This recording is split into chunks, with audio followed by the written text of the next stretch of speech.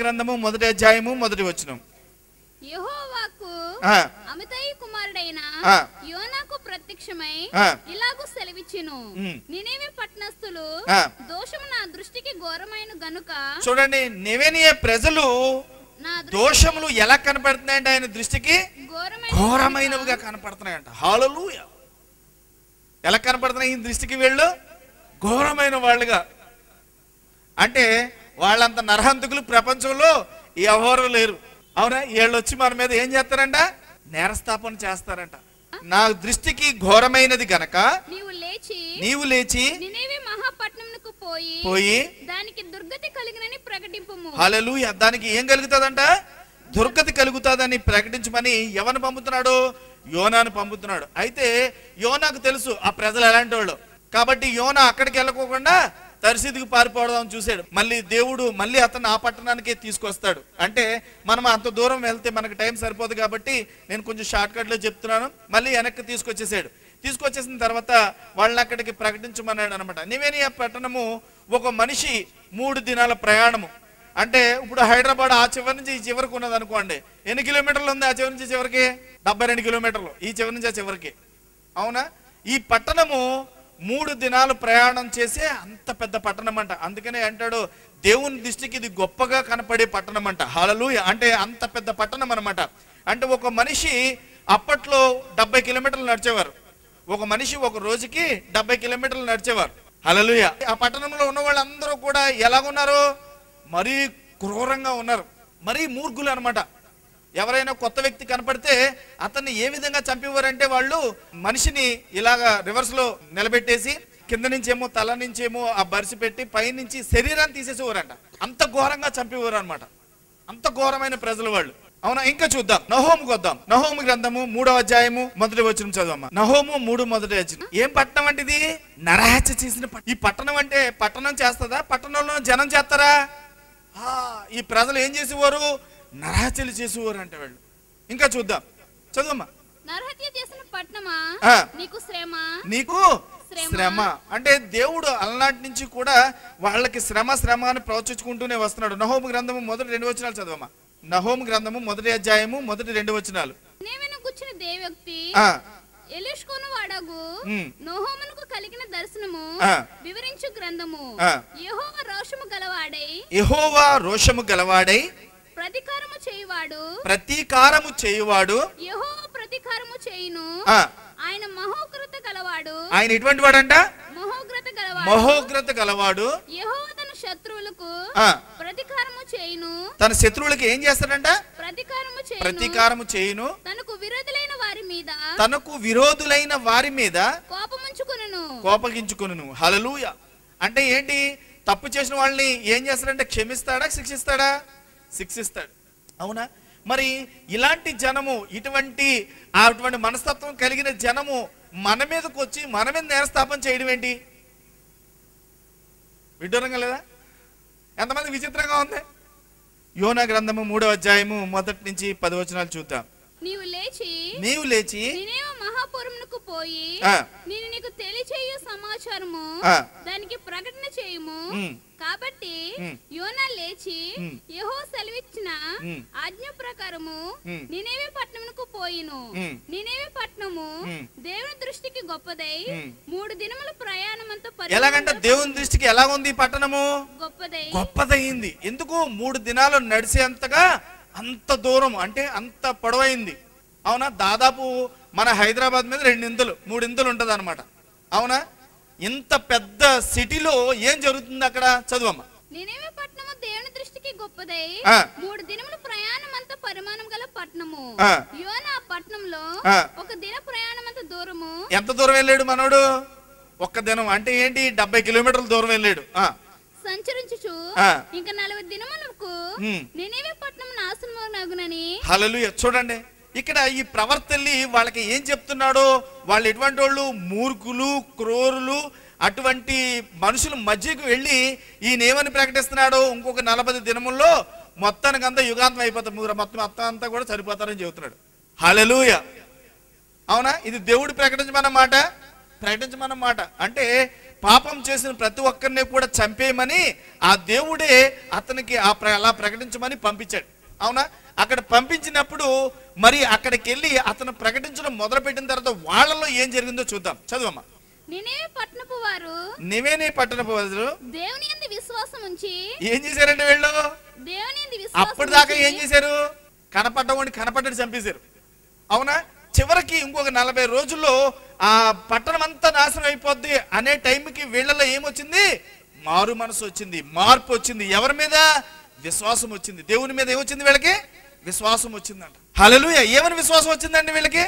అంటే ఈ దేవుణ్ణి మళ్ళీ బతిమాలుకుంటే మళ్ళీ మనల్ని బ్రతికిస్తాడు, క్షమిస్తాడు. అవునా? మన దేవుడు క్షమించేవాడా, నాశనం చేసేవాడా? క్షమించేవాడు. చూడండి, మనము బైబిల్ గ్రంథాన్ని క్షుణ్ణంగా మనం పరిశీలించినట్లయితే మనము ఫస్ట్ నుంచి ఆదికాండం నుంచి కనుక మనం వస్తే ఎవరు తప్పు చేస్తే వాళ్ళని అందరినీ కూడా చంపేసేవాడు దేవుడు. నోవహు కాలంకి వచ్చినప్పుడు అందరూ కూడా వ్యభిచారస్తులై అందరూ కూడా తప్పు చేసినప్పుడు నోవహు కాలంలో మొత్తానికి అందరినీ చంపేసి నోవహుని అతని కుటుంబాన్ని మాత్రమే బయటికి పట్టుకొచ్చాడు. అవునా? అక్కడి నుంచి బయటికి తీసుకొచ్చిన తర్వాత మళ్ళీ కొంతకాలానికి మోషే కాలంలో కూడా సేమ్ గొడవ రిపీట్ అయితే అక్కడ ఒక 400 మందిని అక్కడ చంపేశాడు. అవునా? అలాగే చూడండి, ఈయన లోతు కాలంలో కూడా ఓ పట్టణాన్ని మొత్తానికి అంతటిని కూడా అగ్ని గంధకాలతో నాశనం చేసేసాడు. మరి నివేనే ప్రజల దగ్గరికి వచ్చేసరికి ఏమొచ్చింది దేవుడికి? అంటే వాళ్ళు మారు మనసు పొందలేదు, వీళ్ళు ఏం పొందారంట? మారు మనసు పొందారు. హల్లెలూయా. చూద్దాం. నినెవె పట్టణపు వారు దేవుని యందు విశ్వాసం ఉంచి దేవుని యందు ఏముంచారంట? వీళ్ళు విశ్వాసం ఉంచి ఉపవాస దినము చాటించి. హల్లెలూయా. ఏం చేశారంటే వీళ్ళు వెంటనే ఉపవాస దినం ప్రకటించి గనులేమి అల్పులేమి అంటే గొప్పోడేంటి లేనోడేంటి ఇంకందరూ కూడా ఏం చేయాలంట?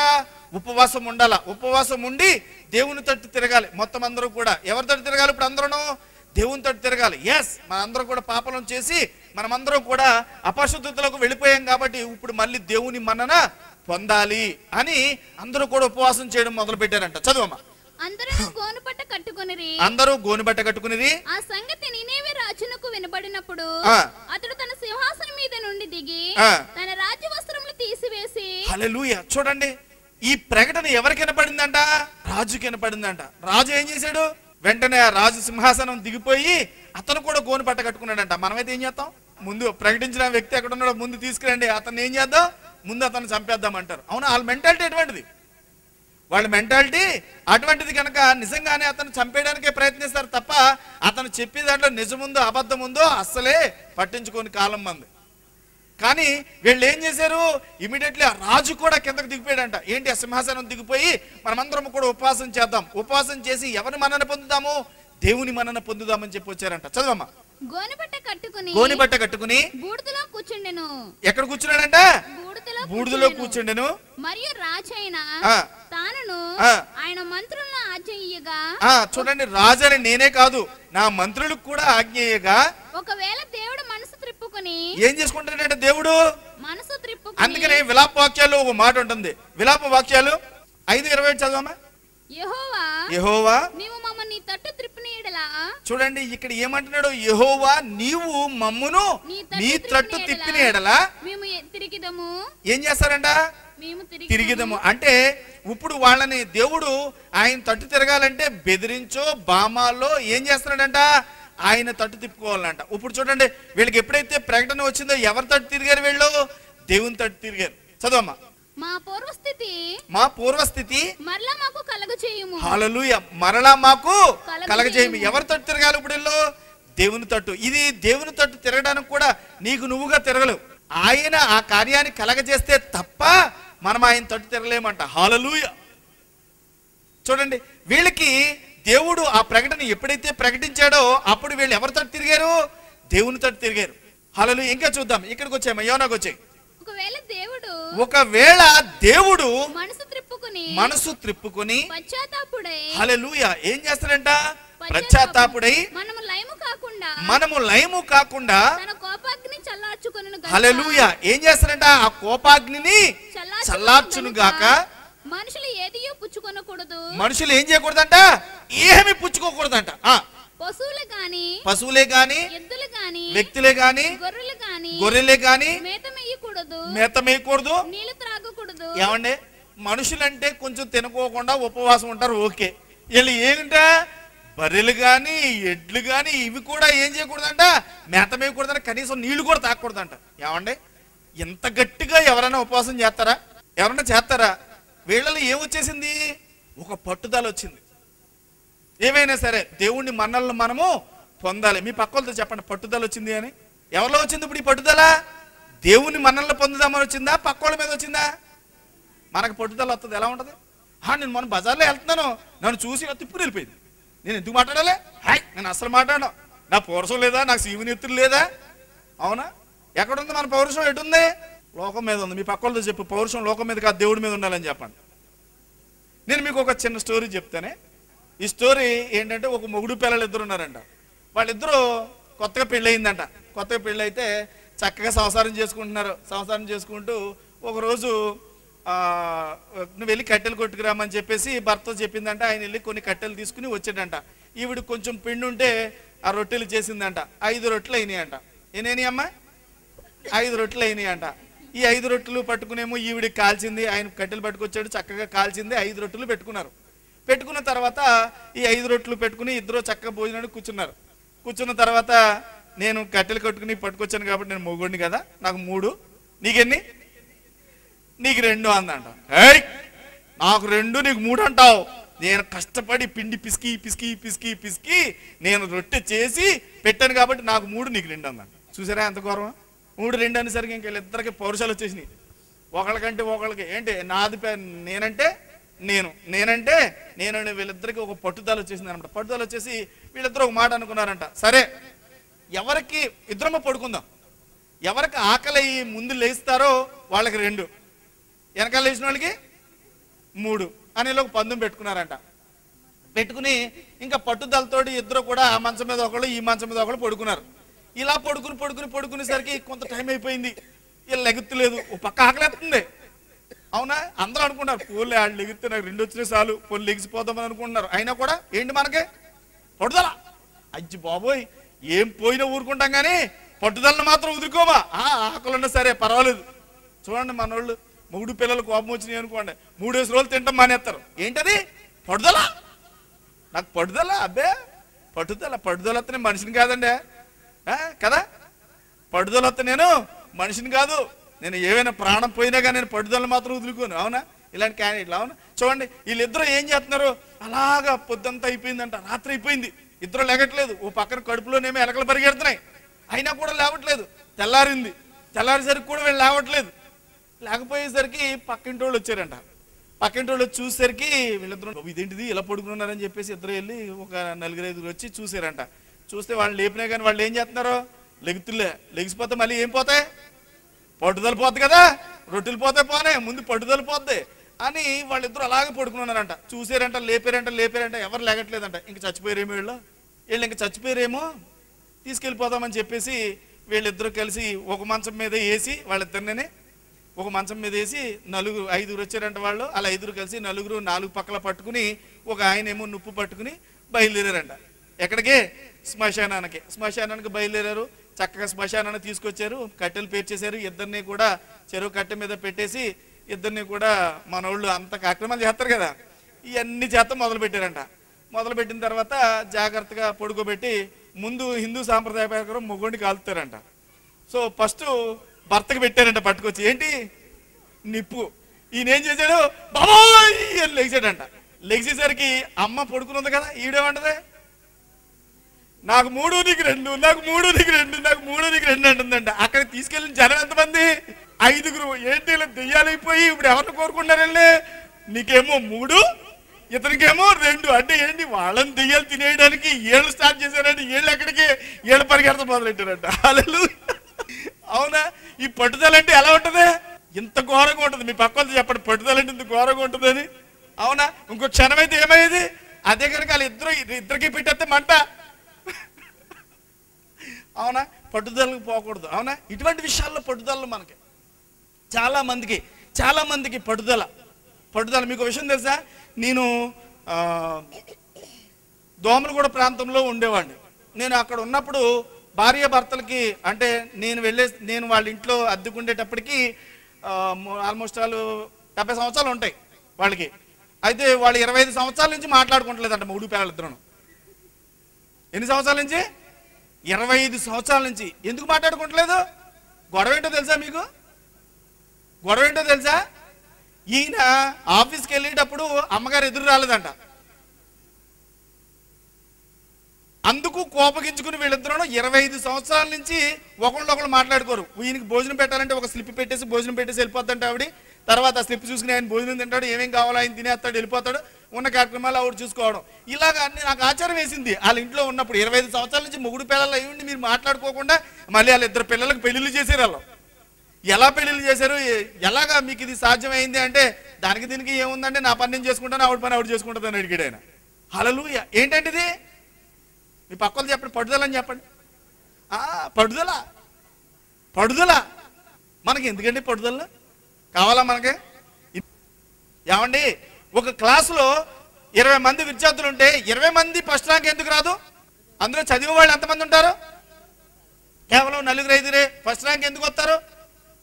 చదివేవాళ్ళు 4-5. అందుకనే ఎప్పుడు చెప్తూ ఉంటాను, నీలో ఒక పట్టుదల కావాలి, ఒక నిరీక్షణ కావాలి. ఏ నిరీక్షణ అయి ఉండాలి? అది దేవునిలో ఉండాలి. లోకం మీద కాదు మనకి పట్టుదల, లోకంలో ఉన్న వాటి మీద కాదు మనకి పట్టుదల. చాలా మంది చిన్న చిన్న విషయాలకి పట్టుదలకు పోయి చాలా దూరాలు, కొన్ని కుటుంబాలు వదిలేసుకున్న కుటుంబాలు, కొన్ని రాజ్యాలు, విడిపోయిన రాజ్యాలు కూడా మనం చూస్తూ ఉంటాం. హల్లెలూయా. ఇవన్నీ కేవలం ఎందుకు? పట్టుదల. ఈ పట్టుదల అనేది పక్కకు పెడితే నీ అంత మంచోడు ప్రపంచంలో లేడు. హల్లెలూయా. ఈ పక్కన చెప్పండి, పట్టుదల అనేది పక్కకు పెడితే నీ అంత మంచోళ్ళు ప్రపంచంలోనే లేరు. హల్లెలూయా. అవునా? ఈ పట్టుదల ఎవరిలో ఉండాలి? నీకు పట్టుదల ఉండాలి, కానీ లోకం మీద కాదు. ఎవరిలో ఉండాలి? దేవునిలో, దేవునితో పోరాటంలో. యాకోబు దేవుడికి పట్టుకుని తెల్లారిపోతుంది. దేవుడు ఏమంటాడు? బాబు కాళ్ళు వదలరా బాబు, తెల్లారిపోతుంది. అయినా కానీ వదిలిపెట్టాడా? లేదు. అయ్యా నువ్వు ఆస్వాదించు, నన్ను ఆస్వాదిస్తేనే నేను వదిలిపెడతాను. ఇప్పుడు దాకా నీ పేరేంటి అని అడిగితే యాకోబు. యాకోబు అంటే దొంగ. నీ పేరు రేపటి నుంచి యాకోబు కాదు, ఇశ్రాయేలుగా మారుస్తున్నాను. హల్లెలూయా. నువ్వు ఆస్వాదించబడాలంటే నీకు ఒక పట్టుదల కావాలి, అది దేవుళ్ళలో ఉండాలి.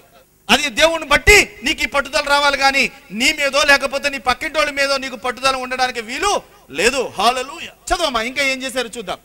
చూడండి ఏం చేశారంటే, అప్పటి నుంచి వాళ్ళు గొప్ప దుర్మార్గులే. ఆ దుర్మార్గం అంతా కూడా ఏం చేశారంటే వదిలిపెట్టేశారంట. తాము చేయు బలాత్కారమును మానివేయవలెను. తను చేయవలసిన బలాత్కారాన్ని ఏం చేయాలంట? మానివేయవలెను. అంటే వీళ్ళు ఒప్పుకుంటున్నారా? ఒప్పుకుంటున్నారు. ఎస్, ఇన్నాళ్ళు మేము బలాత్కారంగా తిరిగాము, ఇన్నాళ్ళు మేము చేయకూడని పనులన్నీ చేసాము, ఇవన్నీ కూడా మేము ఈ రోజు నుంచి వదిలిపెట్టేస్తున్నాం. చాలా మంది సిగరెట్ కాలుతా అనుకుంటారు, ఇవాళ లాస్ట్ సిగరెట్, ఏమైనా సరే ఇంకా సిగరెట్ కాల్చకూడదు. ఒక గంట పోయిన తర్వాత రేపు పొద్దున ఇద్దాంలే మాట. ఏమండి దీనికి పనిచేయదు ఆ పట్టుదల? ఆ మందు తాగేటప్పుడు అనుకుంటాడంటాడు, ఈ పెగ్గు లాస్ట్ పెగ్గు, ఇక మీద తాకూడదు, తెల్లారిసరికి మళ్ళీ మామూలే. ఈ పట్టుదల ఎక్కడ చూపించాలి? అదే కనుక పెళ్ళం కనుక కొంచెం అన్నం పెడతాం లేట్ అయిందంటే, అన్నం పెడతాం లేట్గా పెట్టాం, పట్టుదల చూపిస్తాడా లేదా? అదే పట్టుదల ఈ మందులోను సిగరెట్లోను లేకపోతే ఇంకొకటి విషయంలో వాడు చూపిస్తే కనుక వాడి జీవితం బాగుపడదా? హల్లెలూయా. ఎస్, వీళ్ళు ఏం చేస్తున్నారంటే వాళ్ళ దుర్మార్గాన్ని వదిలిపెట్టేశారంట. అంటే ఎంత ఘోర పాపి అయినా కూడా దేవుని దగ్గరికి వచ్చేసరికి ఇలా మారిపోతాడు. హల్లెలూయా. ఇంకా నువ్వు కోపంగా ప్రవర్తించడం, ఇంకా నువ్వు అనేకుల మీద ఉద్రేకపడుతూ ఉన్నావు అంటే కనుక ఇంకా నువ్వు దేవుళ్ళలో సరిగ్గా కడగబడ్డట్టు కాదు. హల్లెలూయా. ఎంతో గొప్ప రోగమైనా సరే ఒక్క ప్రార్థనకి వెళ్ళిపోతుంది. ఒక స్త్రీ, రక్తస్రావం కలిగిన స్త్రీ ఎన్నో వైద్యుల దగ్గరికి వెళ్ళిందంట, ఎన్నో డబ్బు ఖర్చు చేసిందంట. ఆ దేవుని యొక్క వస్త్రపు చెంగుని ముట్టుకోగానే ఏమైందామే? సంపూర్ణ స్వస్థత కలిగింది. ఎస్, ఆయన యొక్క కనికరం మన మీద ఉంటే, ఆయన యొక్క అభిషేకము మన మీద ఉంటే నీ జీవితంలో ఏదైనా సరే జరగడానికి అవకాశం ఉంటుంది. హల్లెలూయా. ఇది వాళ్ళు పొందుకున్నారా? పొందుకోలేదా? పొందుకున్నారు. ఈ రోజు మనం అందరం పొందుకోబోతున్నాం ఈ ధన్యత. అందరం లేచి నిలబడి 2 నిమిషాలు ప్రార్థిద్దాం. ఈ రోజు పూర్ణ హృదయముతో నీ తట్టు తిరుగుతున్నాను, పూర్ణ హృదయముతో మారు మనసుని అనుగ్రహించండి. ఈరోజే నేను లోకం మీద పట్టుదలకి పోక పట్టుదల కలిగి ప్రార్థిస్తాను. నివేనే ప్రజలు పట్టుదలతో ప్రార్థించారు ప్రభువా, వారు ఈ తరము వారితో నేర స్థాపన చేయడానికి వారికి ధన్యతను అనుగ్రహించావు. ఈరోజు నేను నీలో పట్టుదలతో ఉంటాను, పట్టుదలతో నీకు ప్రార్థన చేస్తాను.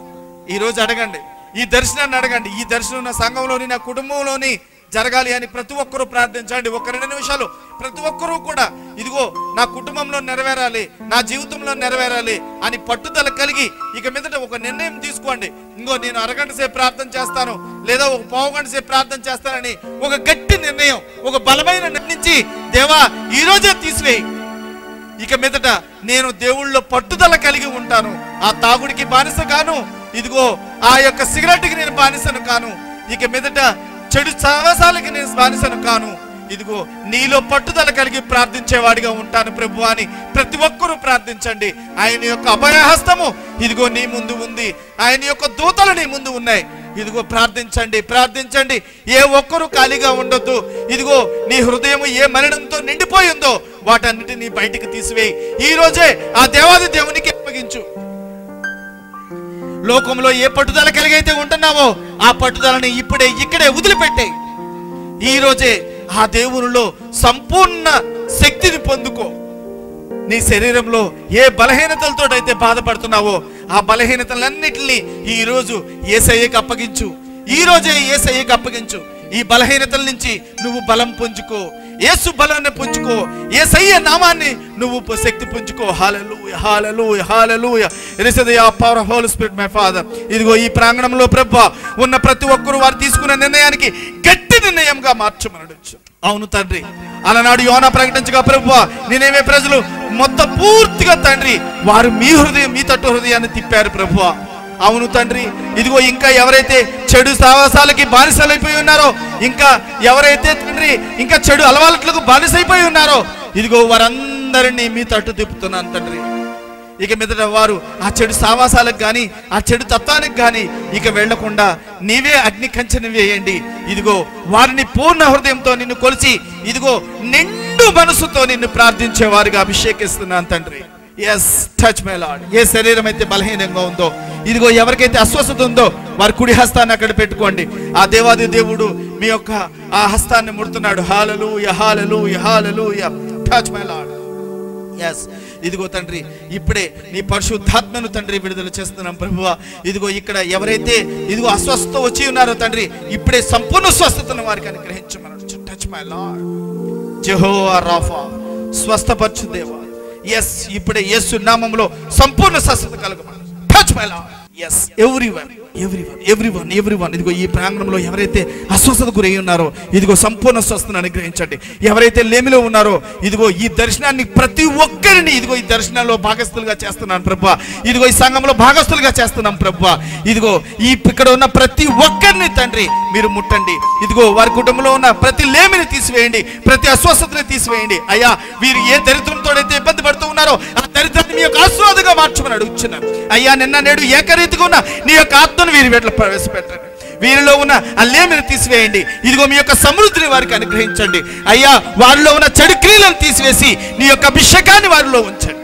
అయ్యా, ఒకరి మీద ఒకరికి ఇదిగో ఆ గిట్టనితనాన్ని తీసివే ప్రభువా. నీ మనసుని, నీ ప్రేమ కలిగిన నీ మనసుని ప్రతి ఒక్కరికి కలగజేయమని అడుగుచున్నాను తండ్రి. ఇదిగో ఈ సంఘము ఎత్తబడే సంఘానికి నీవు అభిషేకించినందుకు నీకు వందనాలు. అయ్యా, జీసస్ క్రైస్ట్ డెలివరెన్స్ అనే మినిస్ట్రీస్ ని తండ్రి అడుగుపెట్టిన ప్రతి ఒక్కరూ వారి జీవితంలో విడుదల పొందే విధంగా అభిషేకిస్తున్నందుకు నీకు వందనాలు. అయ్యా, ఈ ప్రాంగణంలో ప్రతి ఒక్కరిని మీరు విడిపిస్తున్నందుకు మీకే వందనాలు, స్తుతులు, స్తోత్రాలు తెలియజేసుకుంటున్నాం. అయ్యా, ఇక్కడ ఉన్న ప్రతి ఒక్కరిని వారి జీవితంలో ఏదైతే ఇంకా నేను పొందలేదు అనుకుంటున్నారో ప్రతి ఒక్కరిని పొందే విధంగా అభిషేకించమని నజరేయుడైన యేసు నామమున ప్రార్థించి అడిగి పొందుకుని ఉన్నాము తండ్రి. ముందు వారం అయితే మా వారు డ్యూటీ నుంచి వస్తా సార్ ₹1,00,000 ఇచ్చారంట బ్యాంకులో ఏమని. అయితే లెక్కట్టుకోకుండా నన్ను జోబులో పెట్టిన వచ్చేసారు చూసుకోకుండానే. అయితే ఇంటికి వచ్చి చూసుకుంటే 95,000 ఉన్నాయి. అయితే సారు 95 ఉన్నాయంటే నువ్వు ఉంటే చూడన్నసి అన్నారంట. ఇంకా కలవరం పడిపోయి టెన్షన్ పడిపోయారు ఆయన. అయితే ఇంకా 5,000 విషయంలోనే ఓ వారం రోజుల వరకు చాలా బలహీనం అయిపోయారు ఆయన. ఇంకా మేము ఇంటికి వెళ్ళిపోదాం అనుకున్నాం అసలు. అయితే ఆదివారం ఆరాధన చూసుకుని ఇంకా సోమవారం ఇంటికి వెళ్ళిపోదాం అనుకుని మేము అనుకున్నాం. ఇంకా అయితే ఆదివారం ఇక్కడికి తీసుకొచ్చాం. ఆయన్ని తీసుకొచ్చినప్పుడు దైవజనులు ప్రార్థన చేశారు. అయితే మేము ఇంటికి వెళ్ళిపోదాం అనుకుంటున్నామండి. ఏం చేయమంటారో పాస్టర్ గారిని అడిగినప్పుడు మీరు వెళ్ళకండి అమ్మా, ఆయన బాగానే ఉంటాడు, రేపు నుంచి డ్యూటీకి ఆయన వెళ్ళిపోదాని అంటాడు, మీరు కంగారు పడకండి అని చెప్పి ఆయిల్ రాయమని చెప్పారు. ప్రార్థన చేస్తామమ్మా, రేపు ఉదయం డ్యూటీకి వెళ్ళినప్పుడు ఫోన్ చేయండి, పాస్టర్ గారు ప్రార్థన చేస్తారని చెప్పారు. డ్యూటీకి వెళ్ళి ఆయన పాస్టర్ గారికి వెళ్తే ఫోన్లో మాట్లాడించారు. ప్రార్థన చేసి భయపడకండి జాయిన్ చేసుకుంటారని చెప్పి ధైర్యపరిచారు. మళ్ళీ డ్యూటీలో జాయిన్ అవి మళ్ళీ వెళ్తారు అనుకోలేదు అసలు నేను. దేవుడు ఎంతగానో మా ఎడలు కార్యం చేశాడు, గొప్ప కార్యము. కుటుంబం కోసం ప్రార్థన చేసినప్పుడు రాలేదు కానీ ఆ దర్శనం సంఘం అంతా నిండిపోయిందంట. పాస్టర్ గారు అయితే ఆయిల్ పోసి ఎంత అభిషేకిస్తున్నా కానీ సరిపోవట్లేదు, సమయం సరిపోవట్లేదు, ఎంతలా వాలంటీర్స్ సరిపోవట్లేదు, మొత్తం ఫుల్ అయిపోయింది ప్రాంగణం అంతా. ఇంకా ఏంటా అని ఆలోచన చేసి అలాగే ప్రార్థనలో మనసు జ్ఞానిస్తుండగా పాస్టర్ గారు ఇంకా లాభం లేదని చెప్పి యేసు గారు మీరు ఒకసారి ఇలా రండి అని చెప్పి ఆయిల్ బకెట్లో పోసి ఇచ్చేసారండి. ఇంక నాకు ఇది మన వల్ల అవ్వదు, వీళ్ళందరినీ అభిషేకించాలని చెప్పి మీరు ఆయిల్ జల్లుకుంటూ వెళ్ళిపోండి గేటు దాకా, మొత్తం అందరూ అభిషేకించి అలా బయటకు వెళ్ళిపోతారన్నారు. మరి ఇదే వాక్యం మన అందరం కూడా ప్రార్థన చేస్తే దేవుడు నిజంగా ఇంత అద్భుతం చేస్తాడు మన సంఘం పట్ల. మీరు ప్రేయర్లో ఉండండి. ప్రత్యేకంగా మా కుటుంబం కోసం, మా అక్కగారి కుటుంబం కోసం, నా కుమార్తె యొక్క ఆరోగ్యం కోసం మీరు అందరూ ప్రార్థన చేయండి. దేవుడి యొక్క సాక్ష్యాన్ని దీవించును గాక. ఆమేన్. ఆమేన్. జీసస్ క్రైస్ట్ డెలివరెన్స్ మినిస్ట్రీస్, యేసు క్రీస్తు విడుదల ప్రార్థన సహవాసం. మా ఆరాధన సమయంలో ఉదయం 10 గంటల నుండి మధ్యాహ్నం 1 గంట వరకు. స్థలం KMG function hall, Chintal bus stop వెనుక, కుత్బుల్లాపూర్, హైదరాబాద్. ప్రార్థన అవసరతల కొరకు 9000288877 మరి ఒక నంబర్ 9030202246. రండి, దేవుని ద్వారా స్వస్థత విడుదల పొందండి. అందరూ ఆహ్వానితులే. God bless you.